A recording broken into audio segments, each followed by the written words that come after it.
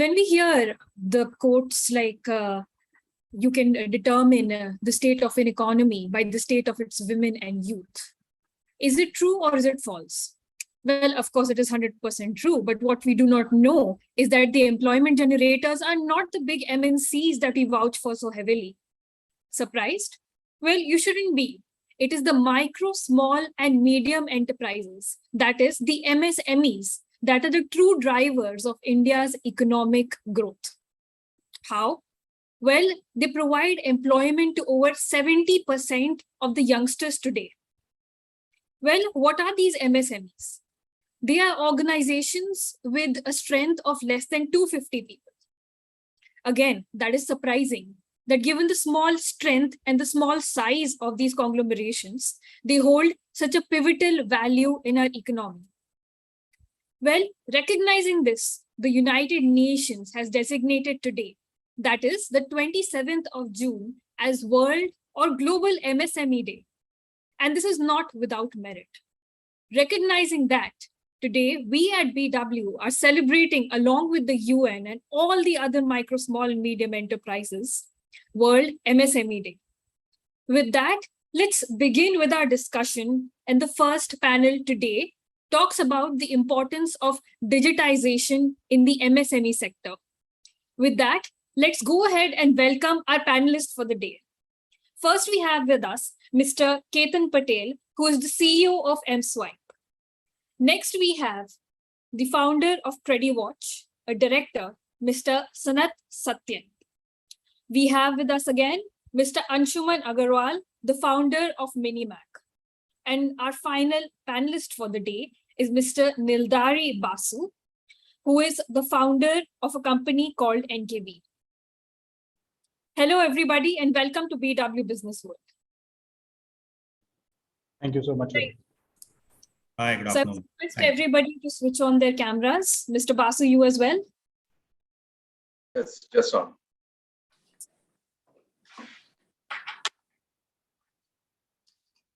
Okay, so as Mr. Basu is getting ready to join us, let's just start our discussion by understanding why technology today has become so important. While we realize our individual inclination towards technology, the MSME, which we conventionally associate with the economically disadvantaged, which is a common perception around it, which we are here to break today, of course. What is the importance of digitization in this sector? Mr. Patel, let's start with you. See, after in the segment that I look at, like I look at a lot of small merchants on a day in and day out basis because we deal with small merchants.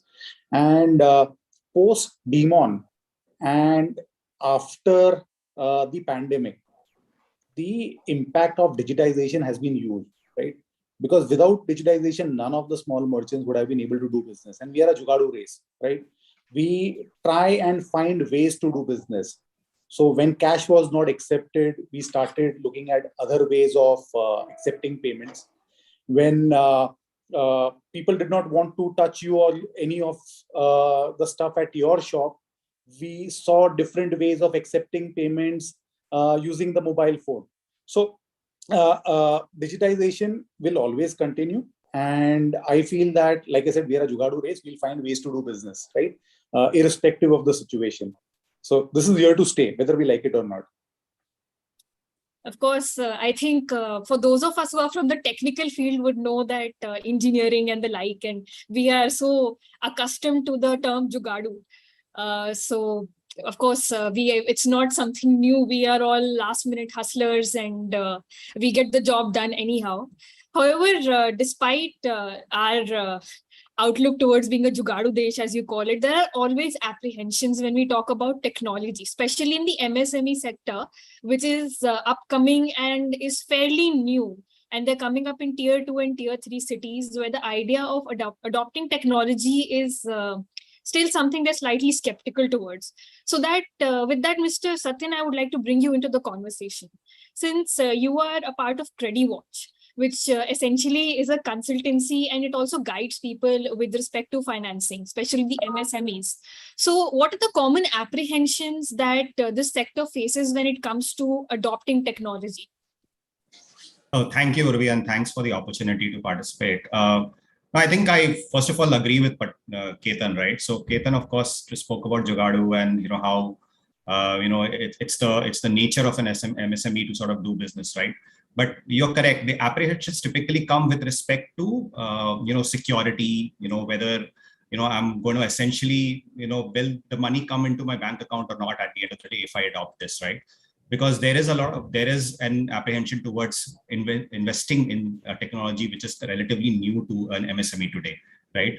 We've seen traditionally, technology being adopted in three buckets, right? At small businesses, right? One, of course, being the traditional softwares for either a marketing automation or for manufacturing or any of those aspects, right? Second, of course, is when MSMEs post the pandemic, of course, started participating in more supply chain related activities, right? Where they would interact with their customers and suppliers through a platform, right? Either a marketplace or any other platform, right? That's another form of technology, right? And third, of course, is where people like, people at ReadyWatch come in, right? Where we essentially help them with getting insights about other businesses that they interact with.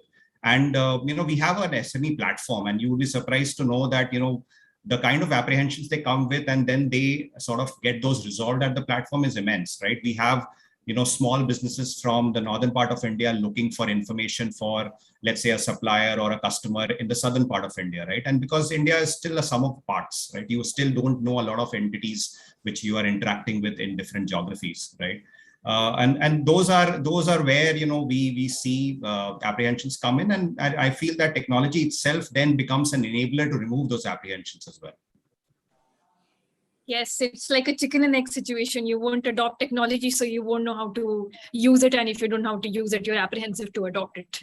So with that, Mr. Basu, let's bring you into the conversation. You are there in the infrastructure part, the manufacturing and infrastructure part. So how is technology useful over there? How are we re-innovating the MSME sector, particularly the supply chain and logistics, by using technology? And this is especially directed towards tier 2 and tier 3 cities, where everything with respect to supply chain and technology is fairly new. Yeah, thank you so much for having me here. Well, first of all, I like to know the digitization, what you're talking about. I like to divide in two parts. One is the online part, which is a payment, then the social media, then the e-commerce, everything. But for us, a company which is more dealing with B2B business, so for us, the internal digitization is more important. That is that you have a digital transformation within your own system and the business processes you do, so that you are ready for the market. Actually, for us, going on a social media or a social platform is not very important. It is the internal processes that has to have a digital transformation. For that, you need to identify what is the business processes. First, you got to know that.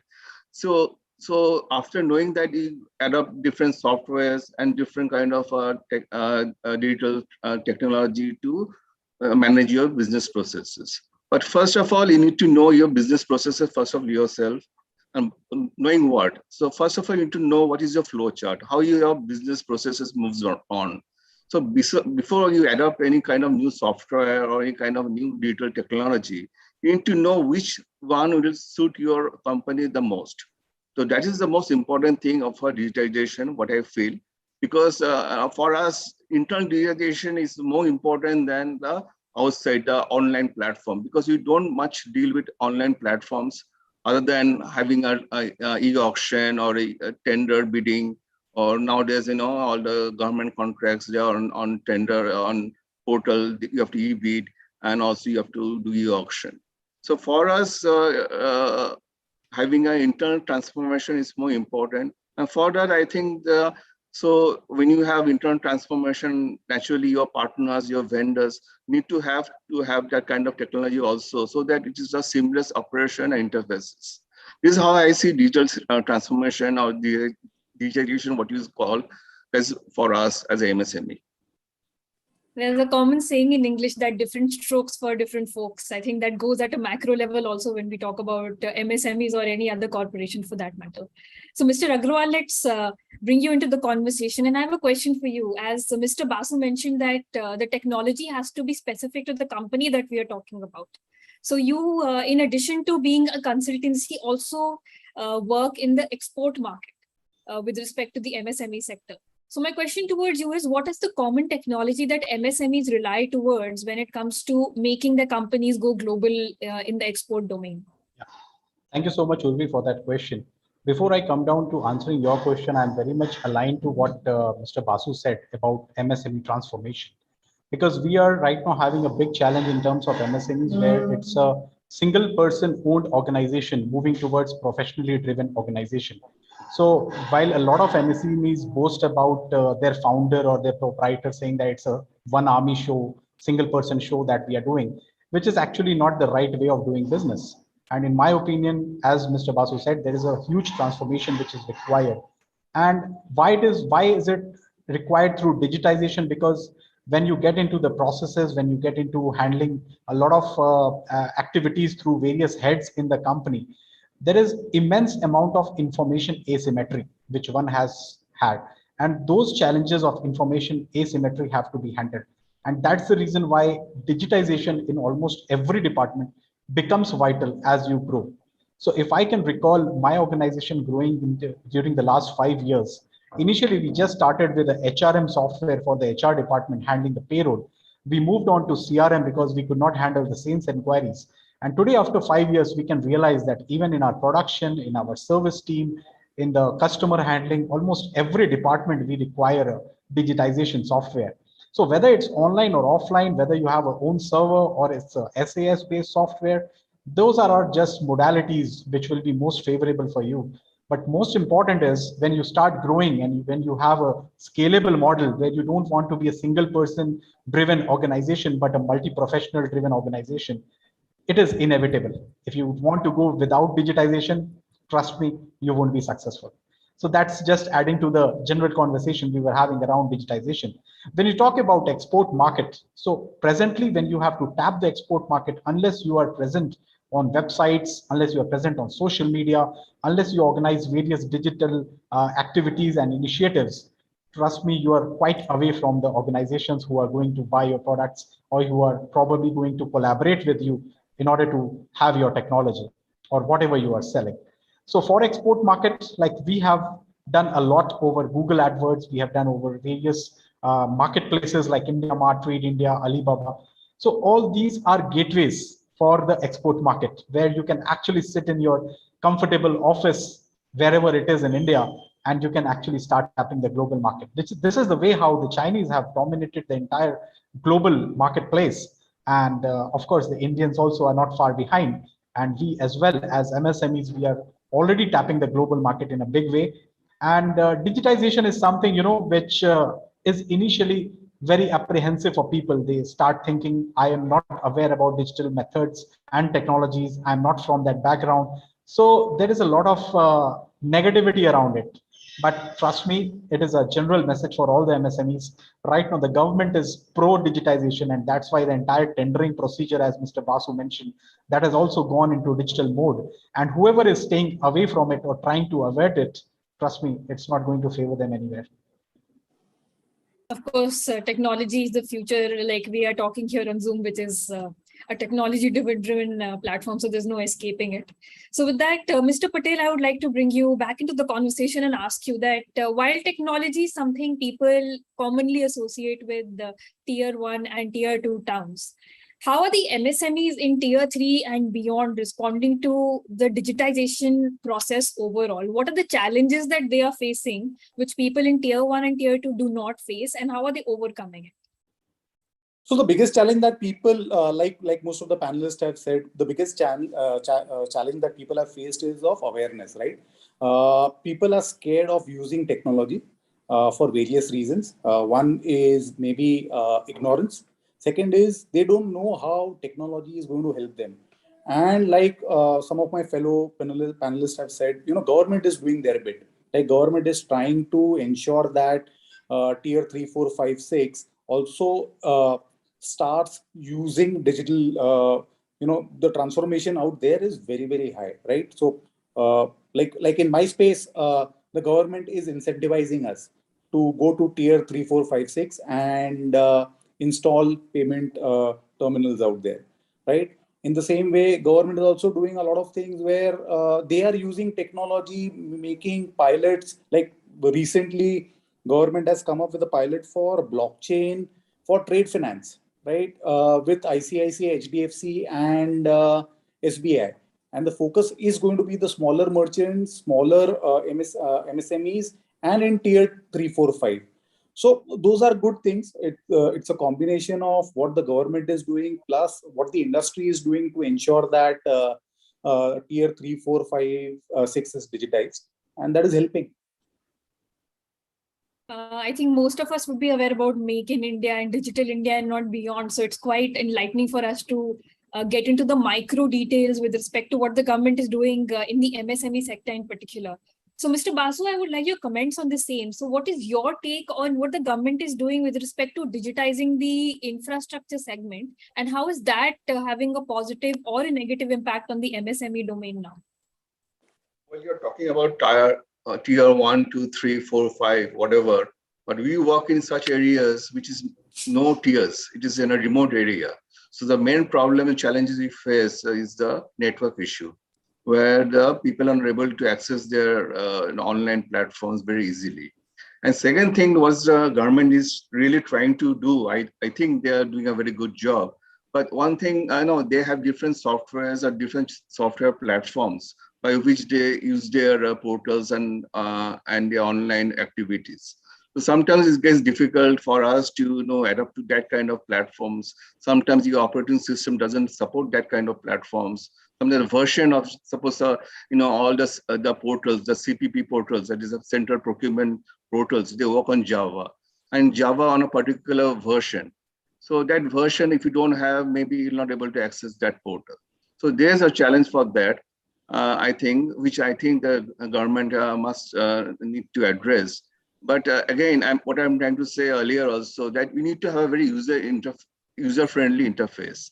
That is most important. You see, nowadays, people, technology is one thing, and thing is having access to network something. Even the laborers or workers, they can access phones. So now we should be more concentrated on the apps-based any kind of activities, where people can see on their phones, because nowadays no one uses a desktop or laptop, and especially people in the field, they're more comfortable using phones and anything related to the handheld devices. So that way, I think the apps development is much more important, which is, I think, will give you much better edge for people and a wide access to the different kind of people. Yes, they say that most successful applications are those which are easy to use, as we have seen in the age of social media. The ones which are the most famous are the ones which are the most user-friendly. So that can be extended to the MSME domain as well.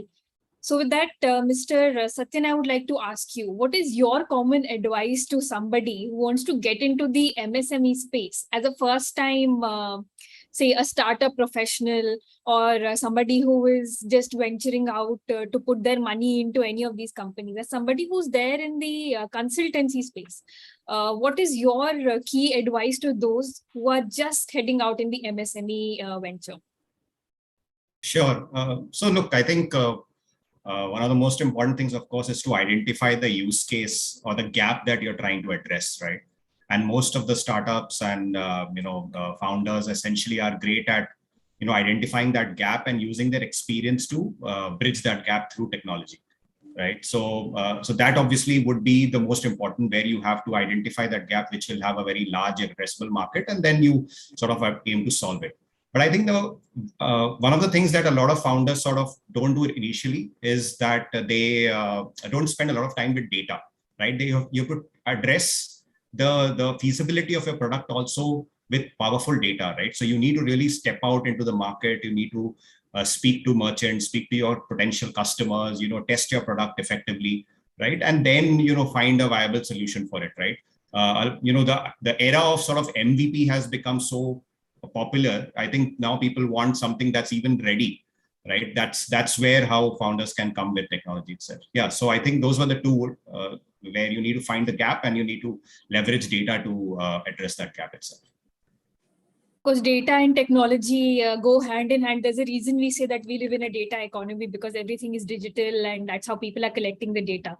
So Mr. Agarwal, I wanted to ask you, what is the gap when we talk about a digital economy and data and the export part of MSMEs? What are we lagging today in the digital space? Is it a level playing field for MSMEs in tier 2 and tier 3 cities, or are we falling behind with respect to the tier 1 counterparts? When you talk about digitization, it doesn't depend where you are sitting. If you have an internet and if you have the will to do digitization, you can do that. It doesn't matter whether you are in a metro or in a tier 3 or tier 4. You just need internet and the will to do it. So when it comes to export, the most important point is what are the opportunities around export?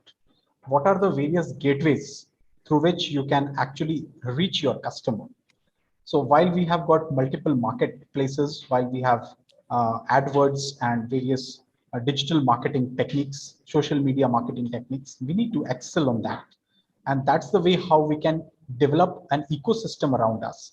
We can develop our brand around it so that people can access us. People who are miles away from us, they can understand about what we are trying to sell them. And based on that, you can actually build a digital brand of your own company.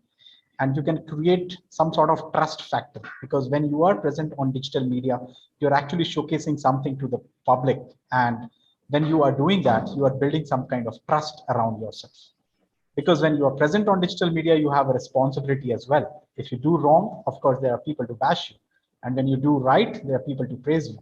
That actually starts building a lot of trust around it. So we have actually tried a lot of experiments around social media marketing and digital marketing. And this is the way how we have been building trust around for all our customers around the globe. Of course, trust is a key factor inside and outside the company. So that brings me to an interesting point. Mr. Patel, I have this question for you. To what extent is the credit worthiness of an MSME determined by their digital presence?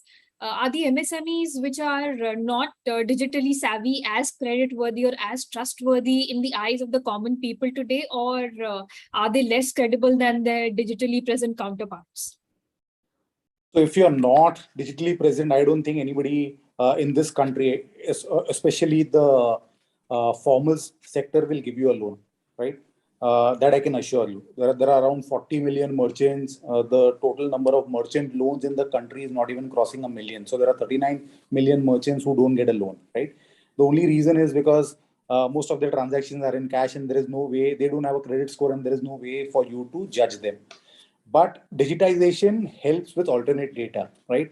Digitization helps you with transaction data. And like somebody was saying, data is everything. I think data is the new oil, right? With the kind of data that you can derive from the transactions, is the monthly transaction going up? How many unique cards are being used? What is the average purchase value? What is the minimum purchase value? What is the maximum purchase value? If you have also linked your inventory to your payment, then how fast or how slow do you buy your inventory? Is it just in time? How much inventory are you storing? Basis that you know the working capital gap, and you can give loans. But if you're not digitized, I don't think it is going to be possible for anybody to give you a loan. And for a simple reason, there is no credit worthiness. Yes, so Mr. Basu, I have a question for you. As Mr. Patel mentioned that you need to have a digital presence today, which I am inclined to agree, because when we look for employment also, it is important to have a digital presence for the employer to vet your credibility. So it goes at the micro and the macro level. So I wanted to pose a question in that light to you. Do you think that MSMEs are disadvantaged technologically when it comes to competing with their MNC counterparts? Do they lack the technology and technical know-how, or are they at par with them today? What's your take? Well, to tell you, can I ask you to unmute Mr. Basu?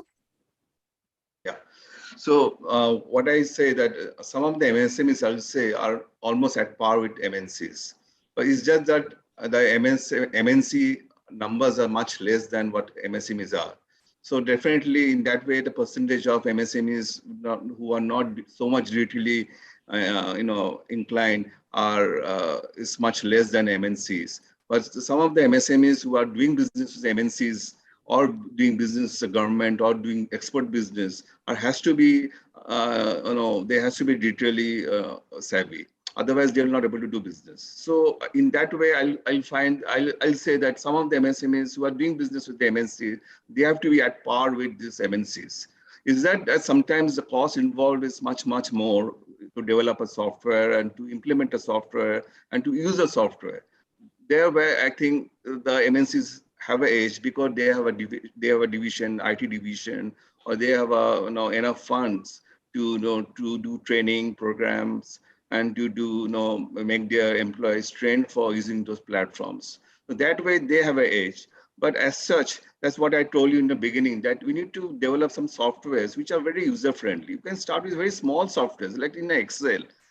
You can have macro in Excel. So those are very small softwares. You don't need to have a big software implemented to your companies, because those softwares, unless you use them properly, give them proper inputs, they are not able to give you the required outputs. So that is what this is the most important thing, is to understand your own business, your capabilities, and how you're going to input your data. So that way, if you are doing that, a small kind of a software or Excel will be at par, will give you the same results as a big software.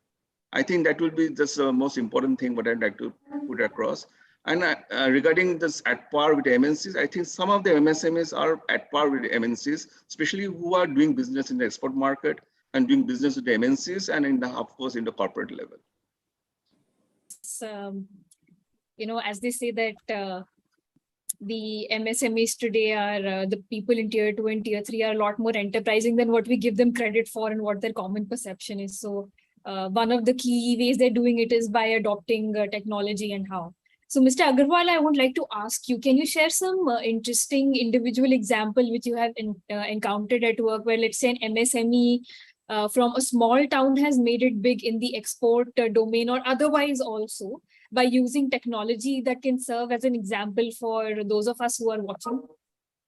I don't have any live example, but one thing from my own experience, I can say, we also started in a city, Pune, in the industrial town of Pune that is called as Pimpri Chinchwad. And we did not have much access to the export market because we did not have many exhibitions around. We did not have the funding to go around the world and showcase what we are actually trying to sell. But at that time, we found a good partner in the companies who were launching the e-marketplaces. At the same time, we could understand from various conferences about the digital marketing techniques, which fall under Google and other platforms. So with this, we could get the access to the global market. We started interacting with them. At the same time, one very important fact which we have felt when you try to tap the market is the CRM system.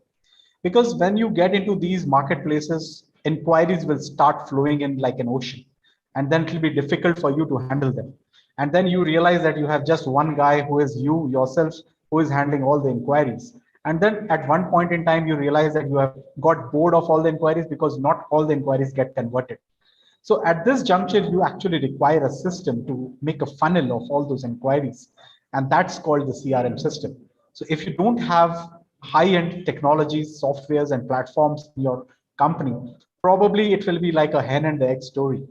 So in my opinion, if you have to tap the global market, if you have to penetrate into the market, you need to not just work on conventional methods of digitization, but actually start thinking over the futuristic methods of digitization, which is having in place systems which already the large size corporations are already having. And for that reason, we already have SaaS-based softwares, which won't have you to do some infrastructural investments, but actually you can pay as you use, and you can have small investments on a monthly basis, and you can enjoy the same benefits which the other companies are having. The only drawback to it is the cyber security, which I'm sure you would like to touch upon in the next question. Yes, that's exactly what was going on in my mind, given that we have so many new technologies that at least I wasn't aware of, and I'm sure a lot of viewers were not, with respect to the monthly usage and to what extent Excel and the like can be used to push the business ahead. Of course, digitization brings in the question of cybersecurity, which is all too pervasive now, given the daily or almost weekly hacking stories that we hear about in big and large corporations, or even smaller ones. So with that, Mr. Satyan, I would like to pose this question towards you. What are the common queries that MSMEs come with towards to you and CrediWatch regarding the cybersecurity threats that they face, and what are the common precautions that they can take in this era of digitization?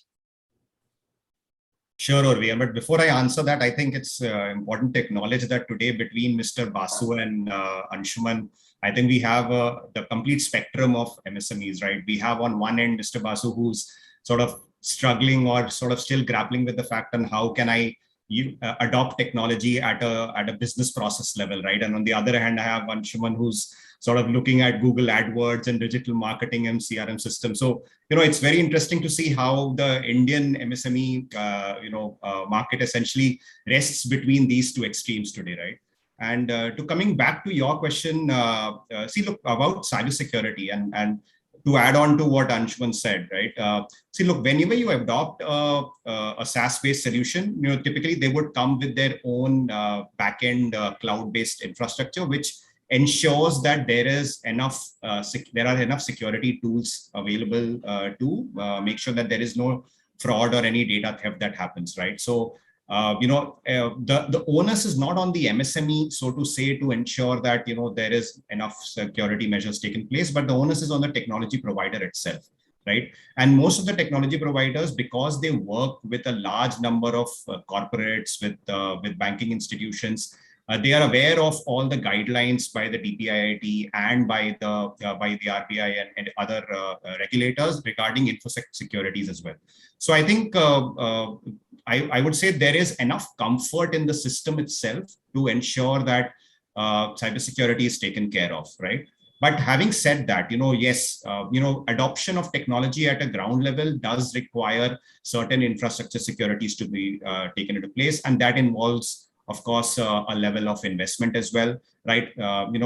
If corporations go towards, let's say, an on-premise installation of a very simple, ERM solution or an ERP solution, instead of that, taking a SaaS-based solution would just make sure that you are not sort of investing additionally on security infrastructure itself, right? So those are items which can be taken care of. You just need the right advisor to help you guide through the infosec process, and then it will be all fine. Yes, right advisor, right mentor can be a make or break in life, and MSMEs, of course, as we are talking about that. So like most things, this also extends to the individual as well as the corporation. So Mr. Patel, I have the final question for you before I invite everybody's closing comments. Given the discussion that we've had about the current trends of digitization, the facilities available, and the drawbacks with respect to cybersecurity, are MSMEs truly in a position to go 100% digital in today's scenario? So you will see this happening in the next 2-3 years. I think in the next 2-3 years, most of the MSMEs will be 100% digital. Whether it is they themselves, whether it is their customers or the government, all three put together will ensure that they are 100% digital. And we see that happening. 5 years ago, maybe we were 40% digitized. Today, maybe we are 70% digitized, but in the next 3-4 years, we'll be 100% digitized, for sure. Right. So I think digitization is quite convenient for everybody also, given that we are working here and we don't have to come to a separate place to conduct this interaction. So that's just a small example of how digitization is impacting our life on a lighter note. So with that, let's just wind up our panel for today, because we are running out of time. We have less than 5 minutes to go. So Mr. Basu, let's begin with you. What do you think is the future of digitization and MSME when we put both these two words in the same sentence? Well, MSMEs and digital transformation is a two different kind of area actually. So any business nowadays has to go for digital transformation. Otherwise, they're not able to survive. Because nowadays with the people, even the people, they have forgotten how to write something. They only want to do anything on the computer or to take the notes on the computer. So this is a very important thing that we have to, the new next generation people. They are they know how to operate a computer or a handheld device and everything. So everything they want to know, even the customers, they want everything on the online platform. They don't want any paper, no papers, nothing. Even the signature we are doing, it is all digital signed. So there's no question of scanning and everything. But that's why I'm trying to say that digitization is a very important thing, and it will go for all the, not only MSME, it is for all the business, all the enterprises, even small things like your online delivery of your home, your home and everything related to your family, everything, all are, in the digital space, because it is something which is now the new thing of communication and interfaces. So this is very important, and I think everything will go in a digital mode in 2-3 years or maybe 5 years. But cyber security still remains a challenge, which I think it is the most unfortunate part of cyber security, is that the culprit and the healer are both the same. That is the most important, that's the most challenging part. And so we may have these healers, and then they are the culprits again, bringing more viruses to the thing. But what I fear sometimes, like the COVID, how the COVID was hit, maybe a kind of a virus in the computer system may hit us sometime, which I'm very scared.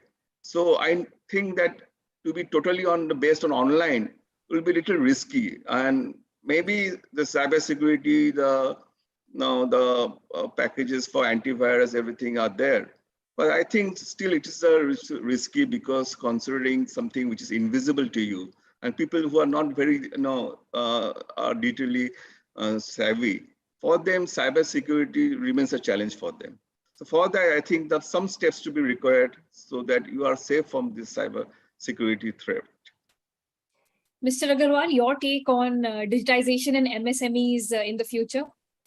So in my opinion, it is something which is inevitable, can't be stopped, and it has to come. So there is a lot of section of the MSME promoters who probably would be more than 45 years of age group. And for them, IT revolution itself was a very new thing when they actually started getting into business, including my father as well. So it is something which you have to learn, you can't avoid it. And all the threats, all the risks which are involved with IT can be averted only when we are aware about it.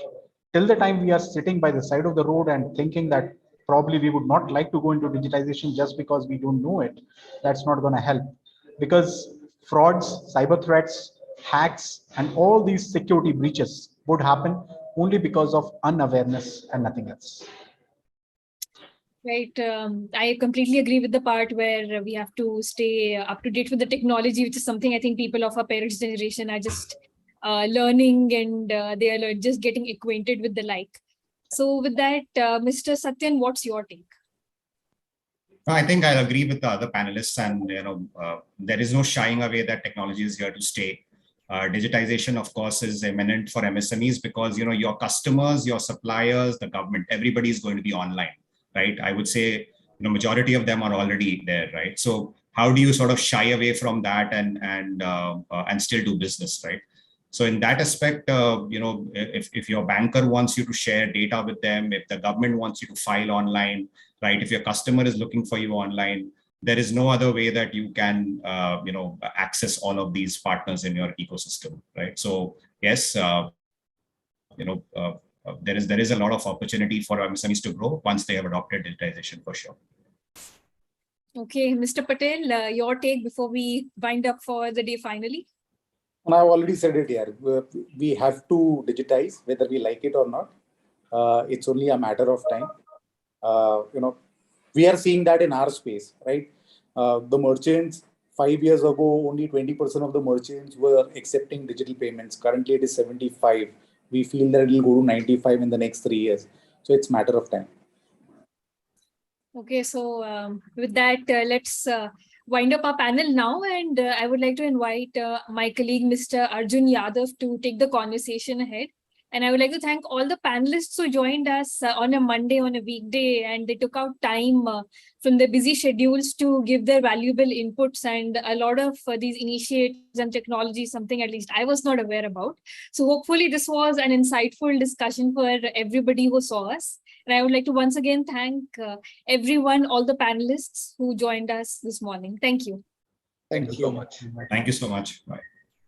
Arjun, I would like to invite you to take over the discussion now.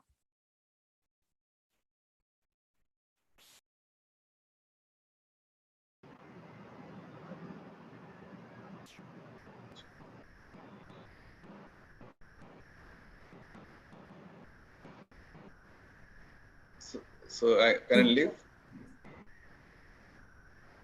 Yes, sir.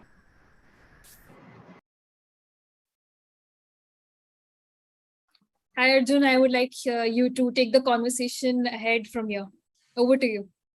Yeah, thank you, Urbi. I think before my panel, we have Srinath Sridharanji on the trends in the MSME sector. Srinath sir, welcome. Good afternoon.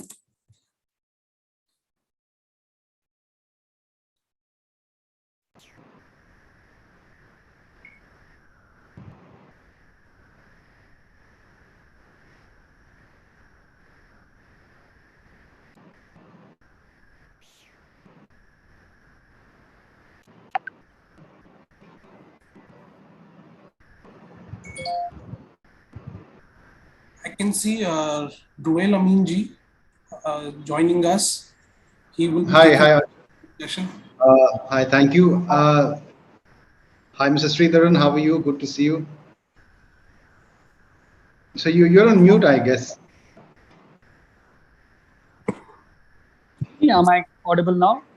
Yes, yes, absolutely. Okay, Perfect. great. Thanks for joining us on this special day, and you know, the theme of the day is you know, resilience and rebuilding MSMEs for sustainable development. So we have with us Mr. Srinath Sridharan, corporate advisor, MSMEs, and he's an expert on this domain. So some quick questions for you, Mr. Sridharan. One is, you know, we have heard what the panelists before said about, I mean, what are the challenges and what are the opportunities in the sector. But just to get put things into perspective, have we fully recovered from the, you know, the COVID pandemic as far as MSMEs are concerned? So the honest answer is for us to acknowledge, no, we have not.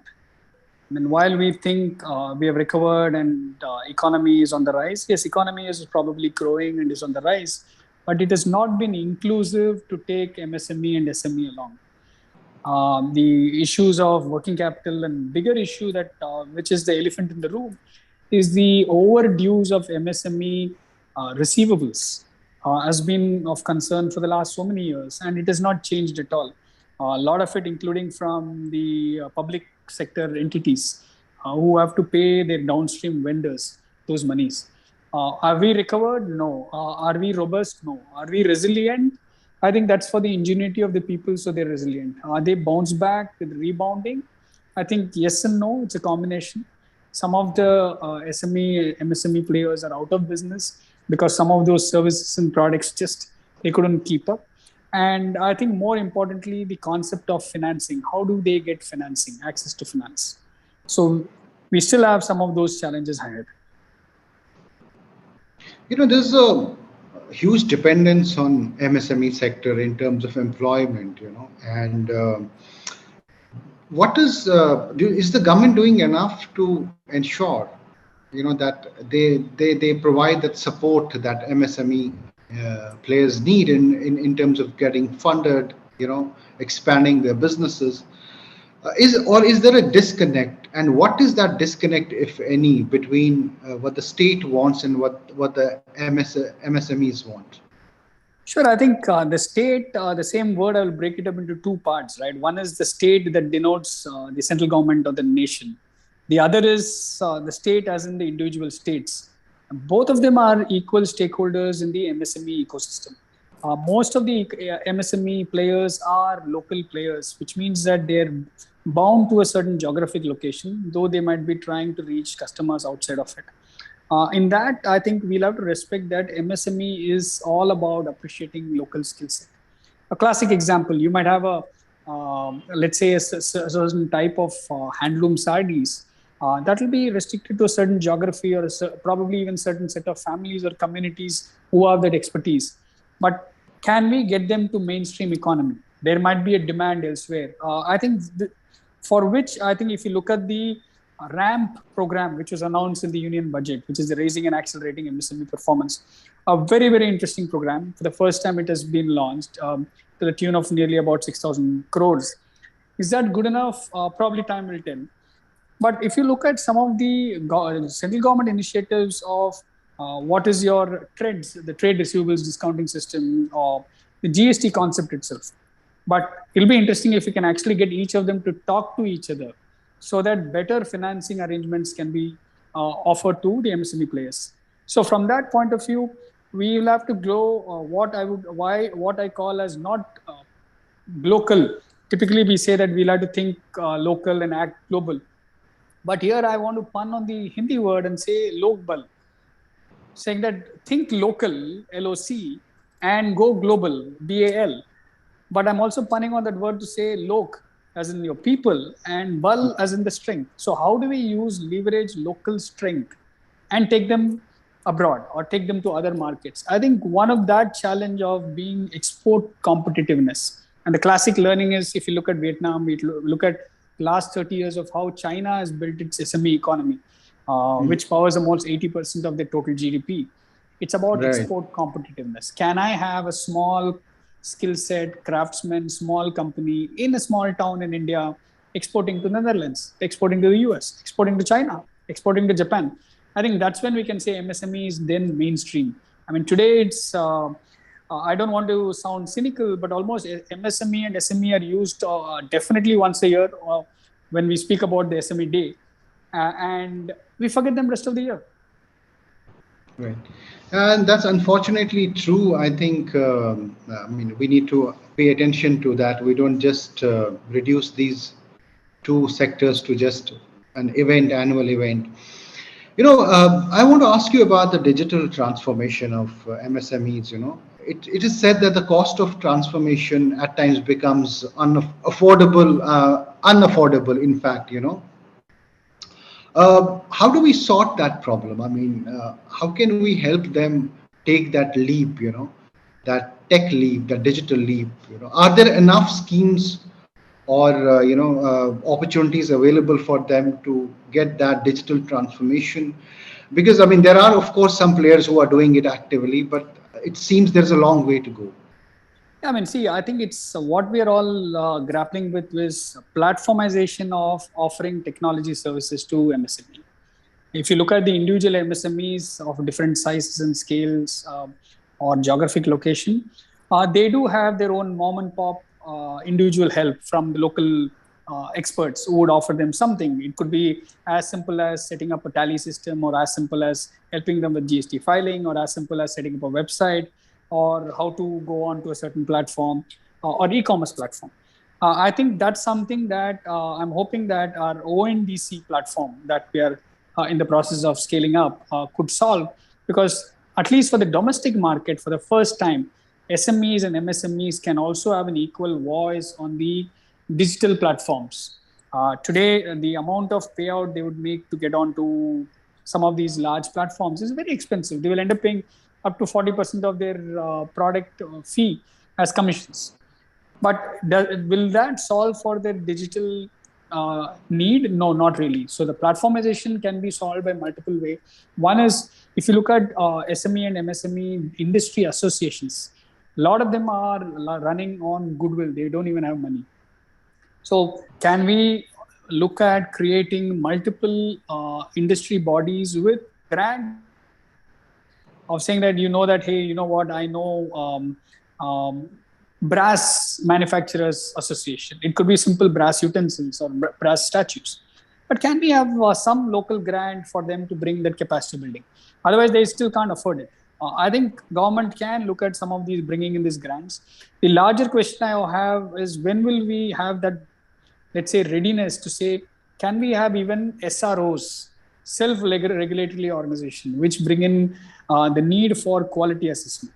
If you have to become competitive for your exports, you have to have the ability to compete with a large player as well as an MSME player from elsewhere in the world, for which I think government intervention will be needed.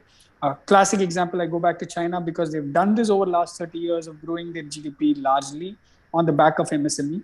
Very similarly is Germany. So digital skill sets will there, but can we offer it as a skill set program in any form through the government? Because it needs mass. Private sector is anyway there. Mom and pop shops are there and MSME players are paying for it. But we need public digital platforms. Right. Within MSME, if you look, which are the areas that are witnessing robust growth according to you? Multiple services. I mean, if you look at, let's say, the last 2 years of lockdown, you had almost need for everything that you will need at home. It could be a simple stand for your phone or your laptop or your tables and chairs. And let's say in the pharma sector, the so-called herbal and alternate healing that we consumed by the dozen, or junk food. I mean, I'm using the word junk food not in the right parlance, but I'm saying simple snacks, the Indian snacks. There's a large community of MSME which caters to making snack products on a daily basis. That's a large local segment. Each of them have continued serving and they are cash positive, right? Because it's a daily business.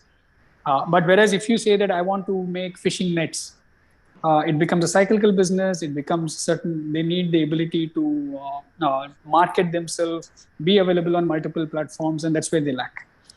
If you go to one step ahead and say, let's say the construction and the real estate vendors as MSME players, they need working capital because their payments are delayed anywhere between 6 to 8 months. So which means they're actually out of pocket by the time they get their money back. Unfair because it erodes into their actual margins. So it's a mixed bag that we have seen. Funding, thanks to some of the fintechs and the banks tying up together as co-lending activities, some trickle of MSME is happening, not in the form that I think the banking sector has potential for. Right. Before we proceed, I want to also ask you about unlocking the next big opportunity for MSMEs. What would that be? How would that happen in your view? So when you say unlocking, there are two types of unlocking that they can do, right? One is the margins or the monies they can make. Let's take a simple example of making plastic bottles or plastic buckets. I know it'll be against sustainability theory, but plastic buckets, Indians still use a plastic bucket in their bathroom. What will somebody make out of selling a 20-liter plastic bucket? 30 rupees, 32 rupees margin manufacturer, or less than that? Let's say the same raw material is routed to make some other product of a higher quality. And if he were to export it, I'm sure he will make at least $4 to $5 from the same unit of raw material that he's using and the time and the capital that he's deploying. But somebody has to sit him down and say, hey, you know what, to do this, this is the plant and machinery and the know-how. That's one on the production side. And two, you would need marketing ability to say, you have to pitch at clients and this is how you pitch. This is the certification we do. Again, going back, we will need industry associations to bring such knowledge through government grants. Otherwise, they won't be able to. Even if you have to bring individual experts who can train them and teach them. Two, within Indian consumption, whatever is the domestic consumption, as long as you can continue meeting those, you can do it. But what if price keeps dropping? It doesn't make sense for them to be in that business at all. And we are seeing a lot of them going out of business for a simple fact. If you look at MSME and SME sectors, a lot of these entrepreneurs are what I call as serial entrepreneurs. Though they've been entrepreneurs, they keep changing their product line every few years because they're seeing a decline or depletion of margins in one. And they're saying, hey, suddenly I can make something else. I live in Mumbai. One of the classic case of last 5 years of growth for an MSME or a SME is actually selling pigeon nets for apartment blocks.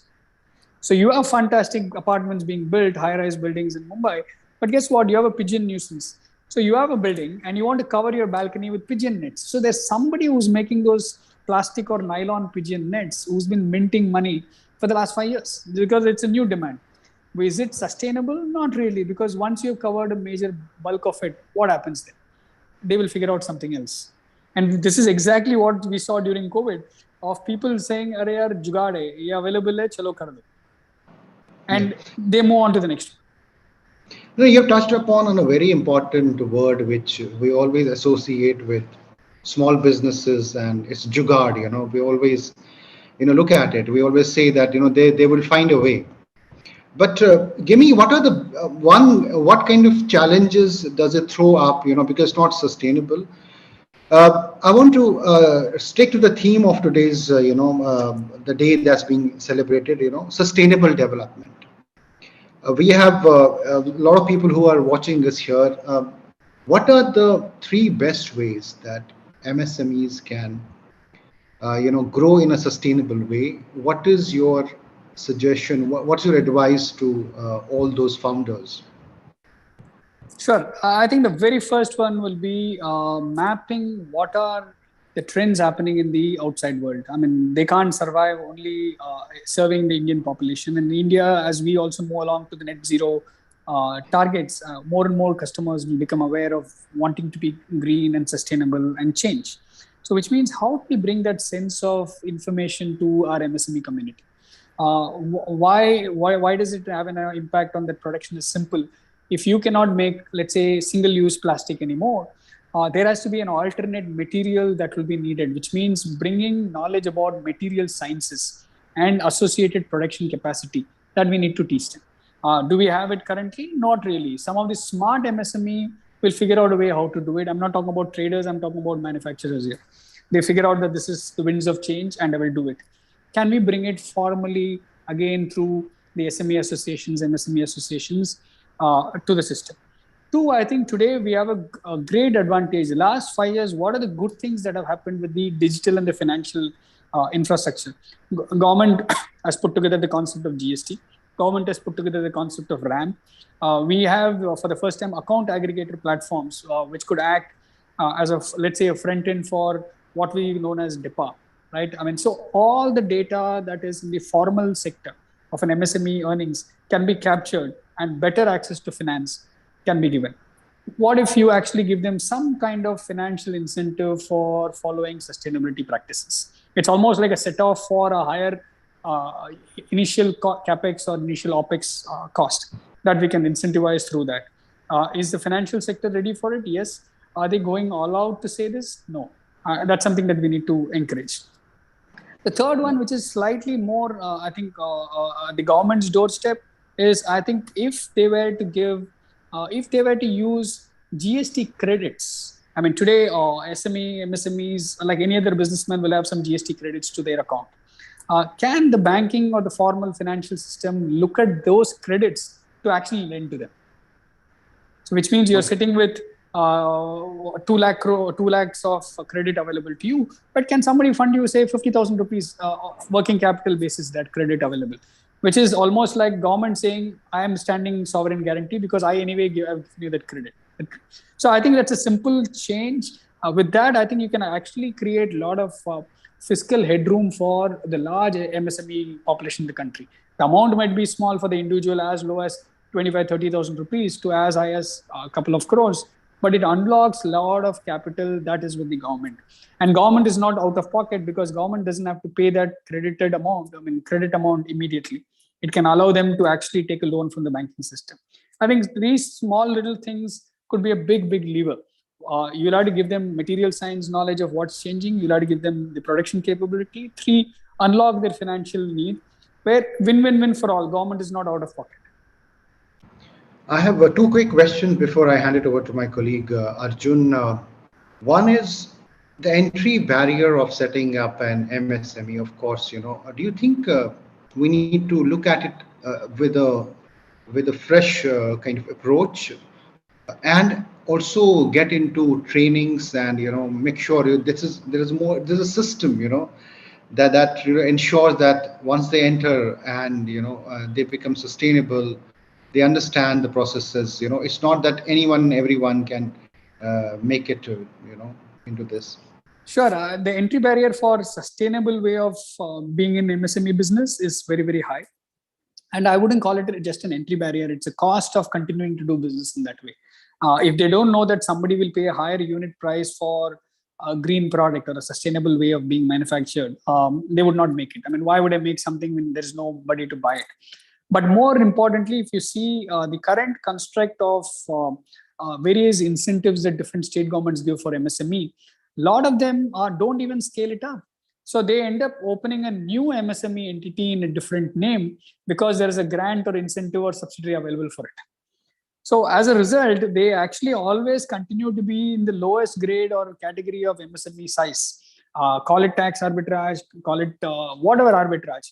Well, I think at some point we'll have to tell them that, hey, we would allow you to grow to a certain scale and size.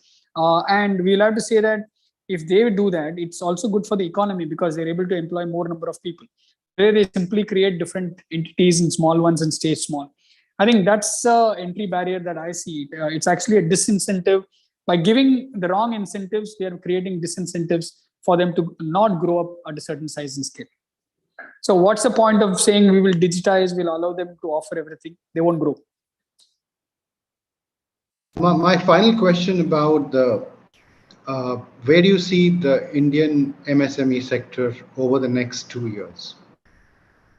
A pragmatic, realistic answer, while we all want them to succeed and while there are enough statistics and research reports which have different forecasts, I mean, the recent Cisco study showcased that MSME could add up to about around $200 billion to Indian GDP in the next 2 years. Is that a possibility? I think we all hope for it. The current way of, for them to grow, they need different markets to serve. I'm being a little harsh realist. For them to have their export competitiveness, no, they're not ready yet. It won't happen overnight. Two, the global supply chains are being re-engineered ever since pandemic started, and with COVID and Ukraine war, these are all there. But there are also opportunities because for the first time, we have a very strong Atmanirbharta program where the government wants MSME to be stronger, but for which they need training, they need capital. Do we have capital? Not really. Capital, especially the private capital, chases the startup community, not MSME at all. So I think we have a long way to go. I would think we would MSME alone, if they can come out of the current mess with that a lot of them are going through. And even if we grow at, I'm putting a very pragmatic number, about 15% growth over the next 2 years annually, I think that will be a good achievement. A lot of them, if they, and we have to be inclusive there. In the next 5 years, I'm slightly bullish because if we can bring in those training and re-gearing their what products to sell in the new sustainable world, I think we can conquer the world. They have that passion, they have that commitment, and they have that hunger. We just have to give them the right tools, training, and finance. Thanks, Mr. Sridharan. It looks like, the Indian MSMEs are on their way, of course, to bigger growth. But of course, they have to tide over and deal with those challenges that you spoke about. And thanks for sharing all the insights on this important day. And we hope it doesn't get reduced to this day alone, and we have conversations, happening around it. But thanks again. Thanks, for joining us. Thank you. Thanks. If I could request my colleague Arjun to take it from here. Thanks, Arjun. Right. Thank you, Roelji. All right. We had some insightful discussion, and hopefully, we'll touch upon some of those points in our discussion as well. Panelists, welcome. I would request you to switch on your cameras and microphones. I think you'll have to enable it. Yeah, it says you cannot start your video because the host. All right. Let me ask the technical team. Yeah.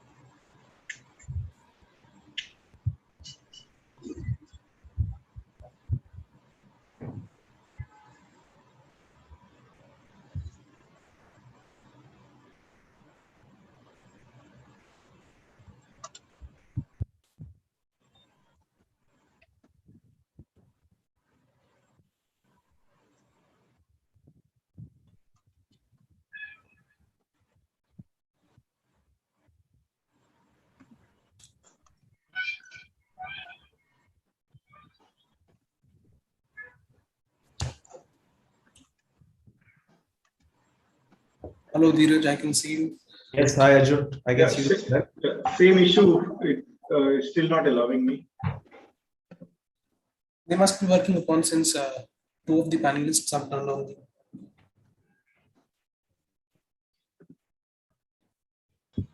Right, Dr. Srinivas, I can see you. Good afternoon. Hi, good afternoon, Arjun.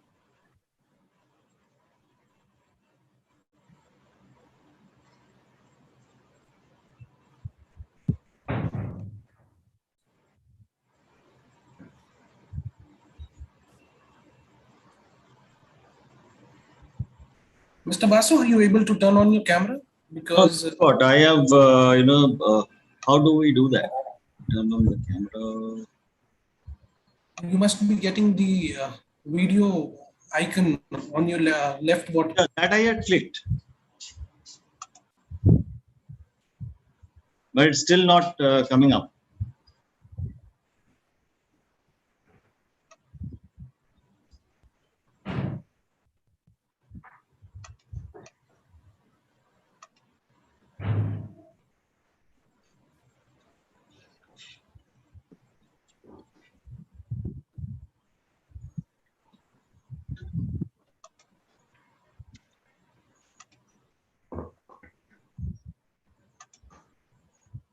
So, Mr. Basu, I think it's something from your end because the team is saying that they have given you the permission.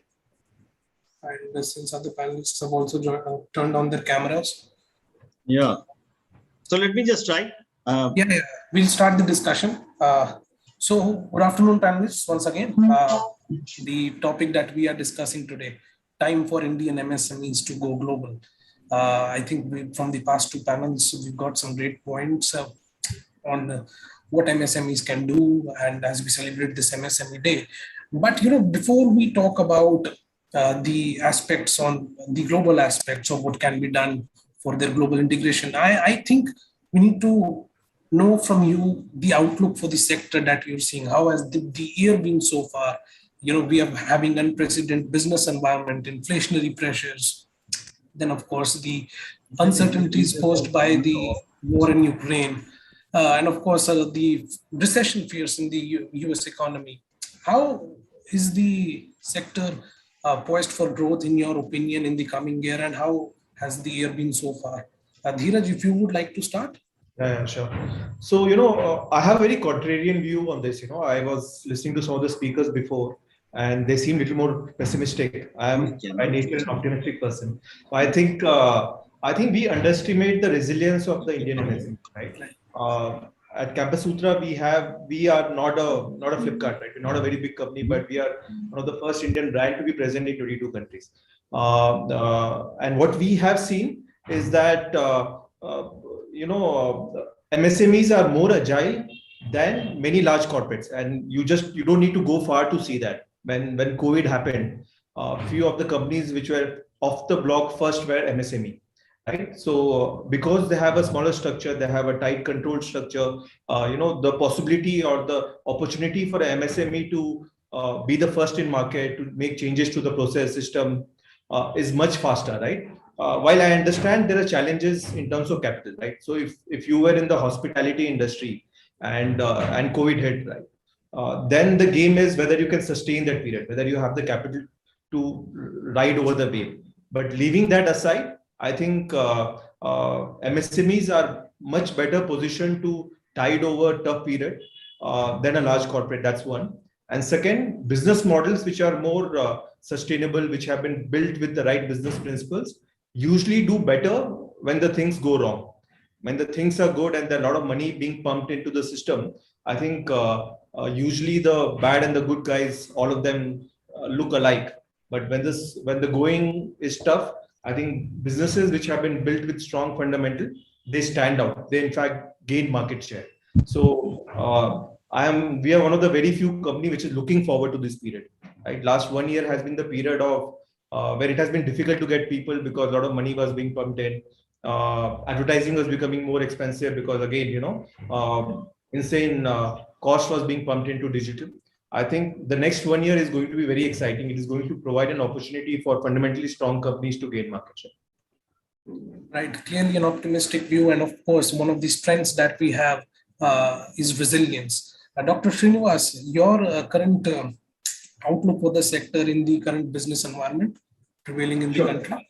Sure. Thanks for this. I think I tend to more agree with Dheeraj than the previous speaker to say so. I think when we say MSME, we kind of put everybody in one bucket to say so. Like any industry, you would have, for want of better word, chalk and cheese. So I guess those who have built the business for long lasting, to leave a legacy, right principles, have invested in people, ecosystem, technology over a period of time, would possibly grow substantially higher. For want of better word, the rich would get richer or the big would get bigger. I think that's one part which I feel about MSME. Second, I guess, very fundamental questions. MSMEs which are built around subsidies and government benefits only has its own set of challenges irrespective of the times. MSMEs which are genuinely built with a robust business model, I think would do extremely well. Having said that, possibly, my own guess is if you're talking at an industry level, anything between 8 to 10% growth at the industry level. Obviously, there'll be players who would grow at 50% and 100% as well. In the next couple of years, I think that's what I'm looking at. One has to double click on this because out of the 63 million MSMEs one talks about, there are 46 sectors. So sector-wise, the trends could change. But overall, I'm cautiously optimistic. What you sow is what you reap. So people who have rightly invested in right sets of things for the business to fly would do substantially higher compared to others. Right. Thank you, Dr. Srinivas. Akash, your opening comments on the current business environment and your outlook for the sector for the coming year. I think the environment, of course, is challenging today, right? Right from our recessionary winds that we are facing to inflation, right? So I think we are definitely facing a challenging time. Having said that, I don't think it's all that bleak. What I feel is having seen some of these cycles over the last few years, right? So I think as a country, I think we're in a fairly decent position in the sense that yes, there's a very bearish sentiment. I think it will change soon, right? My guess is maybe a couple of months or so, but I think things are going to reverse fairly soon, right?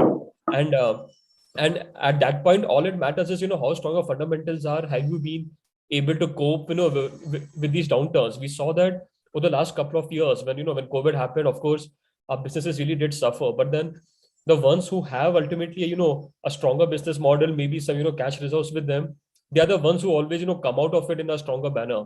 So I think this is also one of those times when you have to see, what kind of, processes, systems you have in place, how much have you invested in technology. I think that's going to be one of the things. We've again seen how technology has, come to play a crucial role, right? In every business trying to do, digitize and go online and, sell online and stuff, right? So it's also time where you kind of invest in, in the ways of the future. And I think that's going to make a difference over time. Right. Thank you for those opening comments. I can see Mr. Basu now joining us. Sorry, I could not join from my laptop, so I joined from my phone. No worries, sir. I'll start the conversation with you from the second question, that when we talk about going global, there are two issues that come forward. It's the competitiveness and the ability of our businesses to scale up. What are some of the challenges on these two fronts that you think that the Indian MSMEs face, which limit their ability when we say that they want to go global, in going global? So I think if you talk about the MSME segment in India, so there are three specific segments that we're talking about: the micro, small, and the medium. And whenever we talk about MSME, we generally tend to our bias towards manufacturing. But the fact is that actually 32% of our MSMEs are only in manufacturing and 68% are in services. And out of the 63 million of MSMEs or 63 million plus MSMEs that we talk about, 96% are only micro. So if we really have to solve the problem or think about going global for MSMEs, we have to think about the micro players going global. So the best, I think, the way that I believe of these people going abroad is through, supplying to the small and medium as well as large, because the micro in India is very small and they are the bulk of your MSME segment. So today what we are targeting or what we are thinking about is the manufacturing people, the small, medium, large. They're already funded, they're already, competitive. That's why you see 45% of our exports are, from the MSME segment. But if you talk about micro, yes, lot of things needs to be done in this space to take this huge population, make them export competitive. So we must have to understand what is it that they produce, what is it that the business they are into. Most of them are into services, and most of them are into selling things domestically. Maybe we are not actually seeing these people are not actually contributing 45% to the export that we talk about. So micro is a very, very big part. And if MSME problem needs to be solved, and really we need to go global the way we are thinking about, this segment needs to really gear up for that. And we have to have many enablers from the government to make them understand the global market. Huge marketing efforts are required, huge amount of efforts in making these people aware of what is the product like, what is the standard like, what is the terms of sale like, what are the digital transformations that are happening across India, what are across the globe, what are the logistical challenges. So I think micro is something that we should focus on if we really need to resolve the MSME problem. Right. Thank you, Mr. Basu. And clearly, you've been very clear on why we need to focus on the micro industries. Dheeraj, your views on these two aspects of competitiveness and scaling, and how they limit the ability of our businesses in going global, the challenges on these two fronts. So I think we have to look at it from two aspects, right? First, what are the advantages that an Indian MSME has? I've had the privilege of working in different markets across the globe. We regularly work with 10, 12 countries. So there are two things that stand out for me. One, an Indian entrepreneur and managers in general are, I think, smarter, hard worker than many other countries, right? So that's one intrinsic advantage that we have, right? One of the reasons that we have so many global CEOs from India. So there's a direct correlation. Also, generally, if you meet an MSME owner in X country versus India, you would find that an Indian MSME owner is little more evolved, little more smart, and things like that, right? And second, I think we have a big market. So just compare an Indian market with, say, an MSME in New Zealand, right? If your total domestic consumption is low, it is very difficult to be competitive at a global stage. So in India, we have an advantage that our domestic consumption is high, right? So if you are making a T-shirt, or you're making a mobile phone, or you're making XYZ, you have a market which will create that economy of scale that can be taken global. I think one of the reasons that Indian market has not, Indian MSME has not lived up to its potential is, I think many of us lack vision, right? We are still waiting for the government to do something. Oh, Apple आके factory set कर लेगा तो कुछ हो जाएगा, या फिर US China policy हटा के India पे focus करने लगेगा तो कुछ हो जाएगा. I think we need to get out of that mindset, right? If you meet an entrepreneur in China who's setting up a factory or starting trading, right? One of the first questions that he asks himself or herself is, whether I want to cater to the domestic market or I want to cater to the international market, right? At least when he's setting it up, even if he goes and does domestic, he evaluates the international market. In India, I think we are a million years away from that, right? That thought never comes to our mind. We are busy, saving taxes, creating innovative structure to ensure that we are not paying that 2% extra, or saving some tax and getting some subsidy and all that, right? So as long as our energies are invested in that, the time and effort required to create the vision to create a global company would be lacking. So I think that's what is required, rather than government subsidies and many other things that we talk about. Right. Clearly, Dheeraj, you very rightly pointed out that a mindset in a lot of businesses in India is just to keep their business afloat rather than having a macro vision. Dr. Srinivas, your comments on it? Yeah. So I guess when we talk about globalization, there are two flavors to that. One is in terms of the process and your readiness. Second is in terms of exports and exploring, 195 or 196 countries on the planet Earth, to say so. So I'm focusing on the process part of it. Right? I think the four pillars which MSMEs need to focus upon, whether they're supplying in the domestic markets, whether that's an export market, because globalization is also about mindset and attitude to talk about. One is on people and people processes. Seldom we find, except quote unquote, let's call it as compliance related people processes, not much of investment has gone into that in terms of upskilling of people, innovation in compensation of the people and training and so on and so forth. Second, I think leveraging the ecosystem. What do I mean? There are so many SaaS players which are there, so much of technology which is there, underutilized technology is there.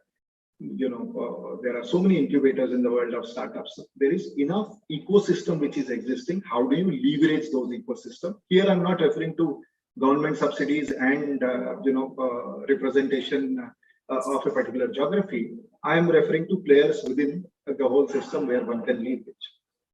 Third would be the whole funding aspect. How can the banking sector come together? Some of the fintechs have got into that markets. You have got one of the large, I can't name it, but one of the large fintech companies, which is now talking about $2.5 billion of bill discounting every week for MSMEs, right? It's a global player which has entered into India, right? So, you have got a lot of innovation around funding. That's the third part. The fourth part I'm talking about is the whole ecosystems of college, MBA colleges, engineering colleges, diploma college, create a local ecosystem. Now, just imagine if we have a system, and that's what we are trying to do through VMentor, creating a local flavor for incubation. I'm just making up, if you take a location like Faridabad, for example, you have hundreds of MSMEs which are there. There are some very peculiar challenges that they would have in terms of process, in terms of systems, in terms of upgradations.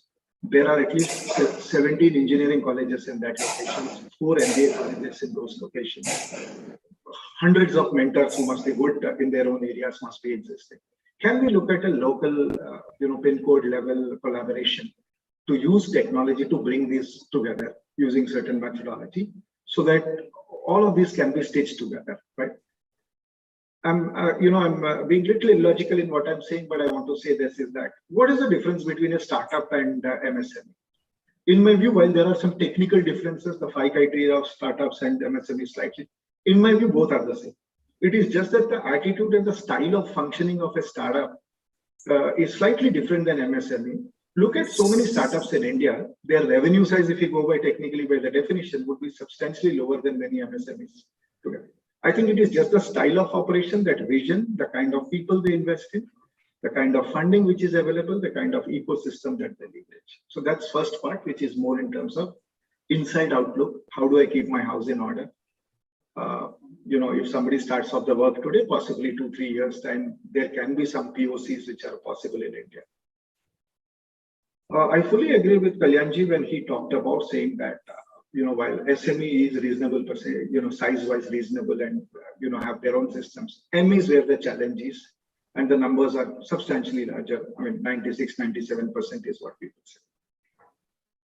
Now, there are players in India, but not many people utilize it, or we will have to look at a scale for that, where your whole HR is available at 5,000 rupees a month. I mean, this is almost do-it-yourself kind of a process to talk about, with some help there available. When we talk of digitization, I know that, 5 of us or 6 of us in this call would think about metaverse and so many things. Digitization in the context of MSME is having a website with payment gateway. Very recently, as part of our social responsibility CSR, we have funded some of the MSMEs to create their own website and payment gateways, 4,000 of them to say so. At as low as $2,000 a month, you can really have some of these basic facilities to talk about. So I guess, in the Maslow hierarchy, at the bottom level, a lot more work needs to be done for us to talk about, larger things at this point of time.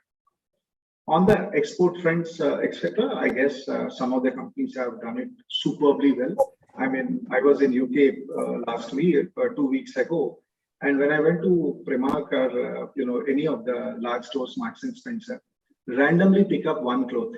Okay, 1 out of 2 made in India, right? So I'm sure there must be some of the companies which are doing extremely well. How do we leverage all of these guys? So my own appeal and request, to all MSMEs who are listening to this is, I think we should learn a lot from startups. They are also MSMEs, but with a different style of functioning. I mean, the way each startup supports each other and learn from each other, I think in itself is a great case study for MSME to replicate. Over to you, Arjun. Right. Thank you so much, Dr. Srinivas. And I think we need, you've really clearly emphasized on that collaborative approach between startups and MSMEs that we can learn from. Mr. Akash, what are your views on it? And what are, because we are running short on time, I'll throw the next question to you as well as get your opening comments on it. That we've listened to the challenges on the competitiveness and scaling up, but what are the expectations of the sector as a whole from the industrial and regulatory environment to better this? Or what are some of the enablers that have been facilitated by the government on these two fronts, that have addressed these two challenges? Right. Yeah. Thanks. So I think first up, right, I think I totally agree with, what Dr. Srinivas said, right? Especially, when it comes to startups. So, MSME is learning from the startups, right? I think, like you said, right, every startup more or less is an MSME. I think, of course, right, and also the point there is to take all the good lessons, right? Not, now when we hear about, how there's a lot of, money being, call it invested, or, just call it being burned somewhere, right? I think we, of course, don't take the wrong lessons there. But I think one of the challenges that we feel, as in, when we talk about MSMEs, right? Who is this MSME, right? Because if you just go by, the number of, let's say the number of people they employ, or, the turnover of the business, everything, like there's so many different kinds of businesses which fall into this, right? But it would be actually, be some kind of classification over there in terms of, what kind of business are you in, be, let's say, in industrial game, maybe like, in the operations game, something or the other, right? Like, are you in an online business or not, right? So things like that. I think that's where we'll be able to, nurture all of that in terms of having them come together, getting some communities being done over there, because that is one thing which startups have done really well, right? There's a very strong ecosystem wherein, you have the startup founders, you have investors, you have employees, and, and the entire supporting ecosystem, right? And there are so many events and, other things, other forums which they've, come to tap in over the years. To have something similar going on, I think MSMEs, we need to have a bit of, call it a classification over there. So right, as an MSME, I know who do I need to, let's network with for that matter, right? If I'm in the business of, let's say, exporting clothes, right, for that matter, I need to be able to talk to businesses in and around that, right? Not someone who's, let's say, creating pipes, because, well, there is no synergy, for me with them. So I think that's just one small point there. When it comes to challenges, as you asked, I think it's been more or less similar that we've seen over the years. I think the two things that, we keep hearing is, one is, of course, on the capital side, wherein, we've seen certain things move, with the account aggregator framework and others, right? So it hasn't really kicked off in a big way yet. But I think, we've seen a lot of things happening over there. And I think it's maybe, a bit of more push needed, maybe just a matter of time when it starts clicking in really to create a big impact. I think financing is always one of the things which MSMEs struggle with in a very big way, right? I think we need, of course, stuff happening over there. And on the logistics side, right? So I think any business, right, which is trying to sell, be it in India or export out there, lot of bottlenecks, which they face over there. And I think the entire process when it comes to, the kind of paperwork you have to do, and we keep talking about digitization everywhere. But I think this is one area, especially when it comes to, selling or, exporting products out of the country. I think they still face so many challenges over there, just getting caught up, in the entire processes and paperwork and the cost it takes. So I think easing these barriers, I think, is going to be a big thing. Like, and every year, every budget, we kind of hear things around these lines. And I would say just look at these two, right? You facilitate financing, you facilitate logistics, ease it up, and the activity just, starts multiplying, right? I think those are the key areas that we need to be looking at. Right. Thank you, Akash. Mr. Basu, your comments on the enablers on the industrial and regulatory environment? Yeah, see, enablers, if you talk about, I think the government has been very, very proactive as far as MSMEs and MSME sector is concerned. They have been trying to do whatever is best possible for them. There are a lot of schemes which have come in. There are a lot of support systems coming in. There are a lot of training centers being built up. I was in Delhi for a long time, so I know how big an infrastructure NSIC has for training purposes. I am sure now we have these training centers all across the country in all states. And in some states, we have at least 2 centers in many of the states. But I think for the MSME development, we need to go in a phased manner. See, if you talk about the micro, if you suddenly want them to become exporters, it is a dreaming. It is better that they are attached to, the small and the medium should grow where the exports are actually happening from, and the MSMEs gets aligned to them. So they learn the business, they know how it is done, being supplier to these people. And then there is no dearth of entrepreneurs in India, I believe. There are so many entrepreneurs. There are 63 million MSMEs, means there are 63 million entrepreneurs in the country. So they're doing something, and they're doing something good. So slowly and slowly, these people will come up the curve. And as they supply, as they gain experience, they can venture out into the export market as and when it is needed. But we must emphasize on the small and medium first to really come onto that stage where they can increase this 45% share to around 60 to 70% share. And then as they increase their share, I am sure the suppliers will be micro and small mostly, and they will also come up the curve along with them, and they themselves will become, entrepreneurs and exporters going ahead. And as far as financial support is concerned, we can have a domestic solution as well as an export solution. See, factoring, wherever you see the MSMEs have thrived, factoring has also thrived a lot. You talk about Japan, you talk about Singapore, you talk about China, you talk about Europe. Factoring is a business which is never taken off in India. For whatever reasons, there are many reasons. That's a separate topic. We can go into that in a different session maybe. But then factoring is something which gives the small enterprises the flexibility to take finance invoice-wise. So which is actually not available in India. If you talk about factoring in India, there are only two, export factoring in India, there are only two organizations which do it. And the method is completely cumbersome and inefficient. That's why they are there for 10 years or 15 years, but actually they could not move the needle. It's high time that the government thinks about and the government brings some regulation where factoring can flourish in India. That will actually take care of a huge, problem related to capital. They can allow, foreign factors to come and have, offices in India, play a role in India.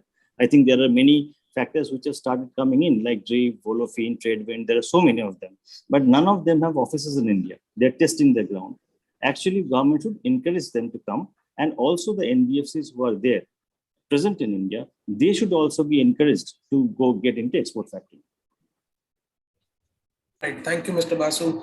Dheeraj, my actually original question was the expectations, but you made yourself quite clear in the previous answer. That's why I changed it as to what are some of the enablers that you're seeing.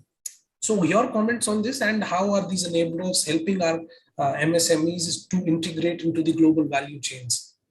So I think first, there are a lot of positive steps that have been taken by the government in the last few years, right? I'm a strong believer in that. So, whether you talk about Atmanirbharta, you talk about the PLI scheme that has been launched, especially in our segment, in the fabric, now they're talking about PLI in apparel, or whether it is, the faceless scheme that has been launched in customs. So there are a lot of positive steps that have been taken by the government, right? So one, we need to give that to the government, that the government is thinking about it and doing something. I think the problem or the next step that the government needs to take is fine tune some of it, right? So I personally believe that the single most important economic reform that has been carried out in India in the last 25 years maybe is GST, right? It just made life so much easier than it was earlier, where we are fighting with C-forms, we are fighting with, you have to have entity in different state to kind of run your business and all that. So GST just changed all of that. So I think the single most important reform was that, right? But if you look at even now the implementation, and if you look at the load that it has created on the smaller companies, especially, right, it is manifold. Earlier, the accounts of the finance team for a small company, right, maybe 100, 200 crore company, if it was a 5-member team, now it is a 15 or 20-member team, right? And I'm sure that's not the intention of the government to kind of create so much of paperwork. And but I think now the government has to take the step to fine tune this, even say customs, right? And we work across various countries. So we have seen this in India. The time it takes to import a product or to export a product is much higher than any other country.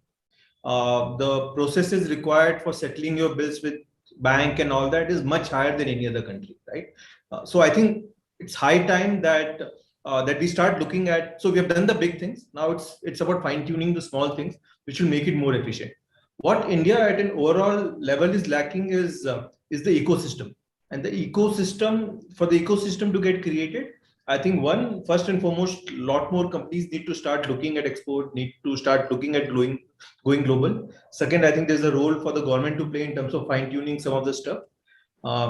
And then the ecosystem will happen. And then I think, we'll be able to kind of marry ourselves to the global supply chain and we'll see the boom that we have not seen in the last few years.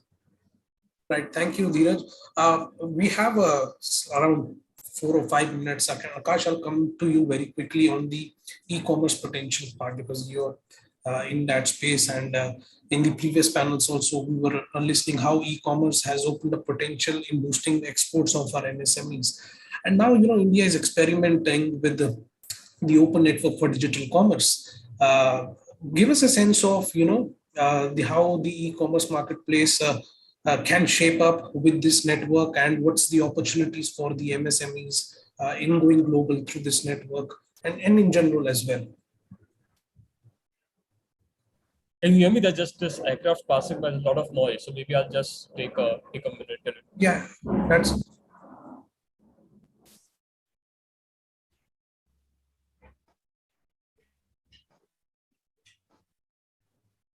Yeah, so sorry about that. Yeah, no, e-commerce, I think we've all seen, right? How far it's come along, right? So over the last decade or so, right? Especially with the big marketplaces of Amazon and Flipkart and the big players. I think what we are starting to see is I think not that they will not continue to thrive or something, but I think we're also starting to see this now boom in the D2C space, right? Wherein every brand wants to sell directly, right? You want to go to your customers directly. And that was really a big challenge till a few years back, wherein it felt that e-commerce would only be will work for the big brands or the big marketplaces. But what we increasingly seeing is that the ecosystem is actually shaping up for you to sell directly to your customers. And of course, like ONDC is also a big part of it, especially when it comes to doing it hyper locally. But even at a national level, I'm just looking at some research around it. Today, out of the entire e-commerce space, about $2.5 billion is the market for D2C brands, right? Wherein you have these folks selling directly, bypassing a big marketplace and the other offline brand itself, offline platforms. Now that is expected to grow up by tenfold over the next few years, and we've seen that happen, right? And being one who powers this space, wherein the entire support ecosystem when it comes to helping you go online, helping you with your operations, with logistics, with payments, with capital. Today we have revenue-based financing companies coming in, right? Because again, a lot of folks in this space don't have very big assets to talk about. But what is happening is, and of course, traditionally they won't be getting any kind of financing from banks or other players. Today, what's happening is just basis the revenue and transaction flows that you're seeing, and of course now that is entirely digitized because you're using online payment networks and you're filing GST and all. So with that, financing has also become easier, right? So I think this entire space about businesses trying to sell directly is, I think it's just growing. And of course, this is all going to go international as well. Today, there are so many quality products, that a lot of us order. It comes from, US and other countries. And many times you're not even buying it on Amazon. We're just buying it, through a small website out there, right? Someone who's been able to market and reach us in some way. And there is no reason why the Indian MSME should not be able to do it. In fact, a much better job considering the entire cost of, be it labor or the raw materials that goes in. I think we should be able to do a much better job of that. So I think we'll see that, earlier this year, right, how big a rage Shark Tank was. I think all of us saw, right, many of us were glued to the television, seeing all these innovative businesses coming in. To think of it, there wasn't too much of innovation. I think many of these is just essentially giving a very new twist to what's out there, right? You're just trying to create new brands, because what you've realized is in many of these businesses, it's all about the brand. It's all about how you're able to market to your customers, right? It's not always a lot of breakthrough innovation that's really coming about. So I think once that awareness goes and MSMEs start investing into some of these things, into their digital businesses, into social media, into some of these things, this should really grow up, right? So I think e-commerce, of course, is here to stay. We will see a lot of things happening in it, and I think the entire supporting ecosystem is in a very good shape today, as opposed to what it was about 3 years back or so, right? So I think this is definitely one area to look out for. Thank you, Akash. Dr. Srinivas, 3 minutes, your closing comments on this. Yeah, I guess two broad things. One, innovation in funding. Kalyanji talked about a few challenges of the past. Some fintech companies have come. I think a complete consolidated view on saying that if these are the good things like GST, RERA, and FASTag, and host of things which have happened, with all the traceability possible, what's the innovation in funding? There are quite a few of startups which have done actively in the world of SMEs. Some have been successful, some not successful. But how do we institutionalize that? I think that's first enabler. Second, I guess the whole world is moving towards sustainability, digitization, certain themes, innovation, so on and so forth. So I think we will have to kind of pick those themes as a country themes, if I can say so, and make sure that we have early adopters in the system. So that it is not a mere compliance tick mark exercise, but genuinely we stand for some of these themes to talk about. So all I'm trying to say is that unless we kind of institutionalize some of these processes across as a country level or at a region level to talk about the whole concept of MSMEs moving to a global level would be theoretical if it is left at a company level. Right, Dr. Srinivas, thank you. Mr. Basu, your closing comments on this very quickly. No, I represent two companies who are basically fintechs. One is Vayana Network and one is newly formed Vayana IFSC. So I just wanted to say that like Trades, as we have spoken about in our previous discussion, is helping factoring develop in India for MSME payments. Similarly, a platform is coming up in the GIFT City called ITFS, International Trade Financial Services. It is an auction-based platform which will help exporters and importers in India get funding not only from Indian banks and banks in IFSC, but from any global factoring companies as well as banks who will come onto the GIFT City or this special economic zone that Government of India is developing. I think it's a great opportunity for exporters to really, in the coming 1 or 2 years' time, for getting funding for their exports to various parts of the world. Right. Thank you so much, panelists, for joining us this afternoon. That's all the time we had. We've given some deep, authentic insights on this topic. And for all our viewers as well and readers, that was the end of Business World's special show on the MSME Day. I hope all of you got deep insights on this crucial sector as a growth driver of Indian economy on this day and through this show. Thank you once again for joining us, panelists. Thank you so much. Thank you so much, Arjun, for this opportunity.